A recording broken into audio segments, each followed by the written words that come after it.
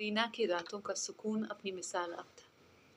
सितारों की रोशनी से भरी फिजा, ठंडी हवा के झोंके और गलियों का सन्नाटा एक अजीब सी कैफियत पैदा करते थे। लोग अपने घरों में आराम कर रहे थे, मगर एक हस्ती थी जो सुकून से सो ना सकती थी। वो हस्ती अमीरुल मोमिनीन हजरत उमर फारूक रजी अल्लाह अन्हु थे। अब की आदत थी कि रात के अंधेरों में निकलकर मदीना की गलियों का गश्त करें ताकि अपनी रियाया की हालत का करीब से अंदाज़ा लगा सकें।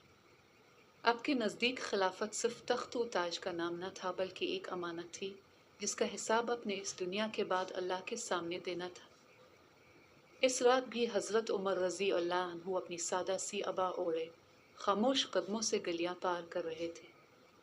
आप अक्सर इसी तरह किसी दरवाजे के करीब रुक कर सुनते कि कहीं कोई भूखा तो नहीं, कहीं जुल्म तो नहीं हो रहा।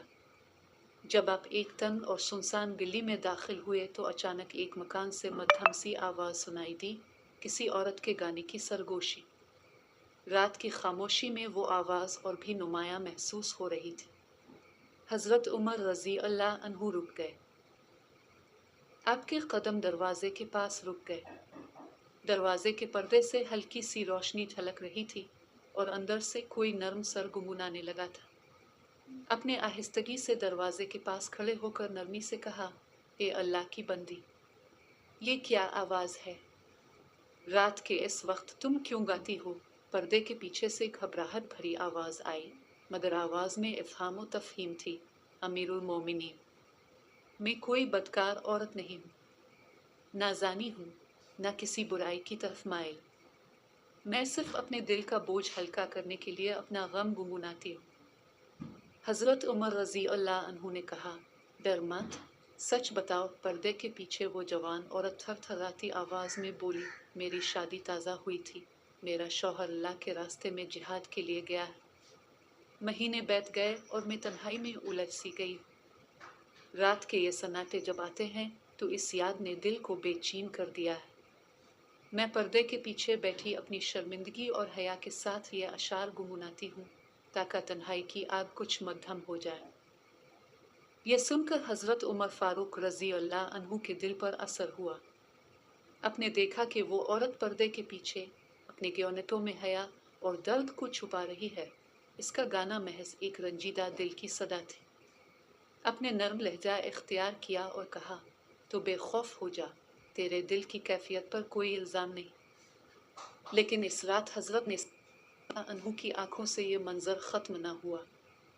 आपने सोचा कि अगर एक जवान औरत अपनी नई शादी के बाद शौहर की जुदाई में इस कदर बेचैन है तो बाकी घरों की क्या हालत होगी।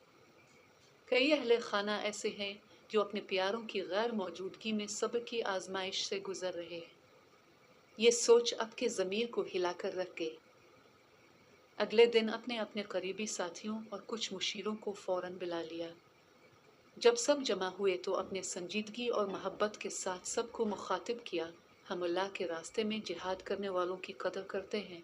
वो अल्लाह के दीन की सरबुलंदी के लिए निकलते हैं, मगर हमें अपने घरों की हालत का भी ख्याल रखना होगा। इसलिए मैं चाहता हूँ कि कोई भी मर्द 3 माह से ज़्यादा अरसे तक अपने घर से दूर ना रहे। हर मुजाहिद को मौका मिलेगा कि वो अपने अहले खाना के पास वक्त गुजार सके। अपने ये बात वाज़े कर दी कि रियाया की जज्बाती और घरेलू ज़रूरियात भी हुकूमत की जिम्मेदारी है। सहाबा किराम ने इस हुक्म की संजीदगी और हिकमत को समझा। सब ने मिलकर वादा किया कि उन फैसलों को अमली शक्ल दी जाएगी ताकि अहले खाना की तन्हाई और बेचैनी दूर हो सके। हज़रत उमर फारूक रज़ी अल्लाह अन्हु ने फिर इस वाक़ये को अपनी रियाया के मुफाद के लिए ज़ाबित अमल बना दिया। न सिर्फ जंग के मैदान में इंसाफ बल्कि घरों में अमन और सुकून भी ज़रूरी था। ये वाक़या उम्मत के लिए एक बड़ा सबक बन गया। हुक्मरान का फ़र्ज़ महज ज़मीनों पर हाकमियत कायम करना नहीं, बल्कि रियाया के दिलों के दुख को समझना, औरतों और बच्चों की तन्हाई को महसूस करना और उनके लिए अमली इक़दामात करना भी है। हज़रत उमर फारूक रज़ी अल्लाह अन्हु ने अपनी मिसाल से दिखाया कि अदल सिर्फ अदालत में इंसाफ करना नहीं, बल्कि रियाया की ज़ाती ज़रूरियात का ख्याल रखना भी अदल का हिस्सा है।